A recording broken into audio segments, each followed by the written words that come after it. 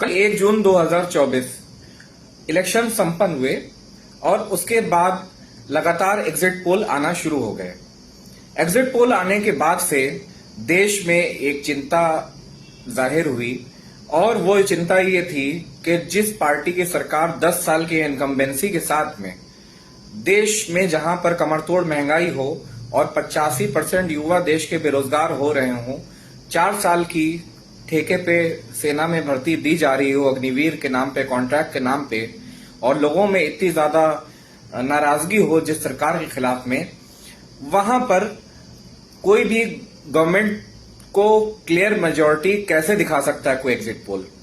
बहुत से लोगों का कहना है कि एग्जिट पोल्स मैनिपुलेटेड होते हैं। बहुत से लोगों का कहना है कि ये जितने भी मीडिया हाउसेस हैं, अधिकतर जो एग्जिट पोल्स दिखा रहे हैं वो मीडिया हाउसेस एक प्राइवेट लिमिटेड कंपनीज है जिनको ओन करते हैं कहीं ना कहीं उद्योगपति, और बहुत सारे उसमें से जैसे कि अंबानीज हैं, अडानीज हैं, उन्हीं ने हाल ही में कुछ चैनल्स भी खरीदे जैसे एनडीटीवी जो काफी विश्वसनीय हुआ करते थे, और उनके पत्रकार रवीश कुमार जैसे लोग काफी उनको फेम प्राप्त था, लोगों का भरोसा प्राप्त था, ख्याति प्राप्त थी, लोग सच्चाई जानने के लिए उनकी ओर रुख करते थे।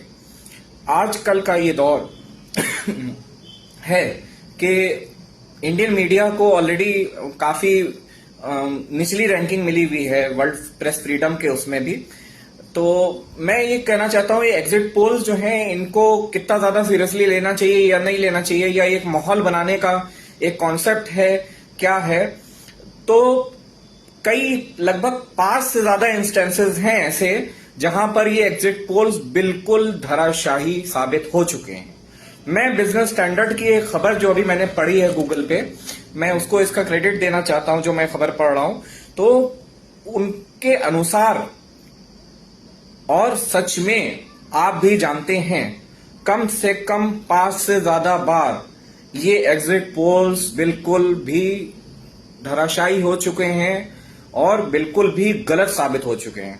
फॉर एग्जाम्पल 2004 के लोकसभा इलेक्शंस, जब अटल बिहारी वाजपेयी जी की सरकार थी और इंडिया शाइनिंग पे सरकार, उनका इलेक्शन पूरा बीजेपी लड़ रही थी, एनडीए लड़ रहा था, उनका अलायंस जो था, और उसमें जैसा कि रिपोर्ट कहती है, बताती है, उसमें मेजॉरिटी दिखा रहा था और दिखा रहा था कि एनडीए और बीजेपी की जो इनका अलायंस है वो 240 से 275 सीट जीतेगा, और क्लियर मेजॉरिटी उनको दिखा रहा था कि सरकार ये बना लेंगे।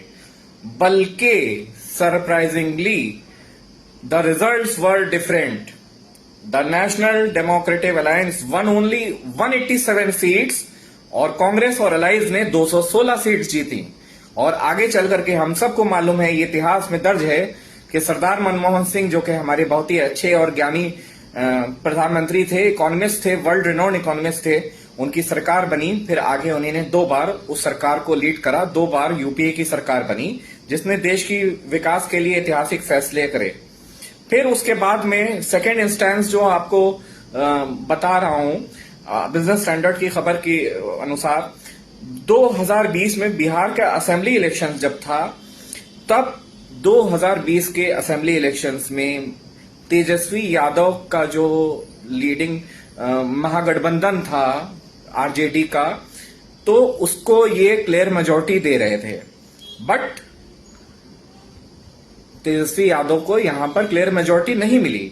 यहां पर बीजेपी और जनता दल यूनाइटेड नीतीश कुमार का जो अलायंस था वहां पर वो बना, और अभी हाल ही में ये हुआ था।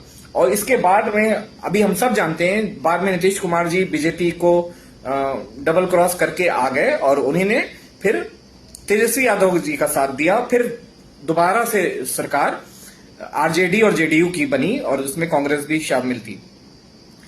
थर्ड इंस्टेंस जो आपको बता रहा हूं एग्जिट पोल गलत होने का, वो था 2015 का। 2015 के इलेक्शंस में आपकी रिपोर्ट कहती है, majority of exit polls fail to predict the decisive victory of Rashtriya Janata दल यूनाइटेड एंड कांग्रेस। 2015 के चुनाव में आरजेडी, जनता दल यूनाइटेड, तेजस्वी यादव जी की और कांग्रेस पार्टी, तीनों का अलायंस था और तीनों लोग मिलकर के चुनाव लड़ रहे थे। लेकिन many pollsters predicted a tight race and were leaning towards BJP. ज्यादातर एग्जिट पोल्स दिखा रहे थे कि बहुत कड़ा मुकाबला है और बीजेपी की सरकार बन जाएगी। दिखाया उन्हीं ने कि बीजेपी की सरकार बनेगी, लेकिन महागठबंधन जो था 243 में से 178 सीटें ले आया और जनता दल यूनाइटेड, आरजेडी और कांग्रेस की सरकार बनी। ठीक इसी तरह West Bengal assembly elections 2021, prominent private exit poll surveys such as India Today's, Axis, My India, Republic, CNX poll had positioned the BJP as leading party in the assembly elections. However, the Saffron Party won only 77 seats in the polls, defeated by Mamata Banerjee Trinamool Congress tally of 213 seats out of 294। मतलब 294 seats में से 213 seats Mamata Banerjee को मिली और सिर्फ BJP को 77 मिली। बल्कि exit poll दिखा रहा था कि बीजेपी को लीड करता हुआ दिखा रहा था देश की जनता को। ठीक इसी तरीके से 2017 के उत्तर प्रदेश के चुनाव पे अगर आप आ जाइएगा तो रिपोर्ट कहती है majority of the pollsters had predicted a hung assembly. क्या प्रिडिक्ट करा था कि हंग असेंबली होगी, किसी को स्पष्ट बहुमत नहीं मिलेगा। उस टाइम पे सब लोग जानते हैं 2012 से 17 के बीच में श्री अखिलेश यादव जी की सरकार थी।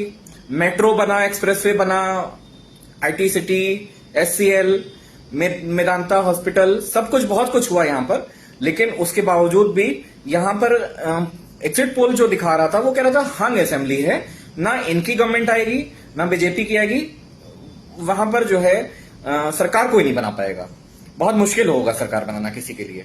लेकिन एग्जिट पोल यहां पर भी गलत साबित हो गए। 2017 में जो किसी को उम्मीद भी नहीं थी, यहां पर तो लोगों की उम्मीद जो थी वो भी गलत साबित हो गई, एग्जिट पोल भी गलत साबित हो गए। यहां पर बीजेपी को स्पष्ट सरकार का बहुमत मिल गया और 312 सीटें दिखा दी। 312 सीटें मिली 403 सीटों में। ठीक इसी तरह the Delhi assembly elections 2015 and 2023, Chhattisgarh assembly elections are also notable instances when the exit polls were off the mark compare to the actual outcome. तो मेरा बस आपसे यही कहना है, जिन जिन लोगों तक ये वीडियो पहुंच पाए, कि एग्जिट पोल्स इतने इंस्टेंसेस हमने जिक्र करे कितनी बार गलत साबित हो चुके हैं। तो इन एग्जिट पोल पे क्या 1% भी भरोसा करना चाहिए? ये भरोसा आपको एग्जिट पोल पे करना है या नहीं करना है, ये आपके ऊपर है। लेकिन जो आंकड़े अभी आपके सामने पेश हुए हैं उस हिसाब से एग्जिट पोल्स एक डेटा होता है, कुछ लोगों से बातचीत करी जाती है, यहां तक कि मैंने जैसे कि पहले बताया, डेटा आदमी आउट ऑफ गुड फेथ दे रहा हो, आउट ऑफ गुड फेथ ले रहा हो, ऑनेस्टली ले रहा हो, अनबायस तरीके से ले रहा हो, उसका डेटा का कलेक्शन कैसा होता है, बहुत सारी चीजें डेटा कलेक्शन से संबंधित होती हैं। और आपकी डेटा कलेक्शन के समय क्या नियत हो, या जो डेटा कलेक्टिंग एजेंसी हो उसने जो डेटा दिया हो उसको किस हिसाब से दिया हो, किस हिसाब से उसका रिसीविंग हुआ हो। और फिर सबसे बड़ी चीज मैं यही कहना चाहूंगा, आज की डेट में जितने भी देश के मीडिया हाउसेस हैं वो प्राइवेट लिमिटेड कंपनीज हैं, उनके जो बॉसेस हैं वो एक बिजनेसमैन है। और बिजनेसमैन कोई भी मीडिया हाउस तभी लेता है जब उसमें से प्रॉफिट या लॉस देखता है। किसी भी बिजनेस का मतलब ही यही होता है कि प्रॉफिट और लॉस का रिस्क होता है उसमें। तो उसमें हम किसी भी मीडिया हाउस पर कितना भरोसा कर सकते हैं उनकी रिपोर्ट्स पे? कहीं ऐसा तो नहीं उनका कोई निजी हित उसमें शामिल हो सकता है निजी हित ना भी शामिल हो। तो मैं ये आपको रिपोर्ट्स जो दिखा रहा हूं, कितनी बार ऐसा हुआ, बिहार असेंबली इलेक्शंस में 2 बार ऐसा हुआ कि एक बार दिखा दिया कि आरजेडी की सरकार बन रही है, एक बार दिखा दिया बीजेपी की सरकार बन रही है। ऐसे ही वेस्ट बंगाल में दिखाया गया आपके दिल्ली में दिखाया गया, यूपी में हंग असेंबली 2017 में दिखाया गया, 2004 के लोकसभा चुनाव सबसे बड़ा एग्जाम्पल है, वहां इंडिया शाइनिंग का अटल जी का जब रथ निकला हुआ था तब दिखाया गया कि दोबारा से सरकार बन रही है। लेकिन यूपीए की सरकार बनी, मनमोहन सिंह जी ने बाद में कांग्रेस यूपीए ने 2 बार सरकार बनाई। तो कहने का मतलब यही है, एग्जिट पोल्स पे विश्वास मेरे हिसाब से और रिपोर्ट्स के हिसाब से करना बिल्कुल भी समझदारी नहीं होगी। देश की जनता ने एक मैंडेट दिया है, ये एग्जिट पोल्स उस मैंडेट का कहीं ना कहीं मजाक उड़ाते हैं, देश की भावना को स्पष्ट रूप से लोगों के सामने नहीं प्रकट कर पाते हैं। तो अगले दिन फिर सुबह होगी, अगले दिन कोई और एग्जिट पोल आएगा। एग्जिट पोल्स हो सकता है पर डे के हिसाब से बहुत सारे बदलते भी रहे हैं। देश में माहौल भापने के लिए भी कई बार एग्जिट पोल्स बनाए जाते हैं। 4 जून को ही स्पष्ट होगी इंडिया की तकदीर, लेकिन सबको उम्मीद यही करनी चाहिए, at the end Jeet India की ही होनी चाहिए। जय हिंद।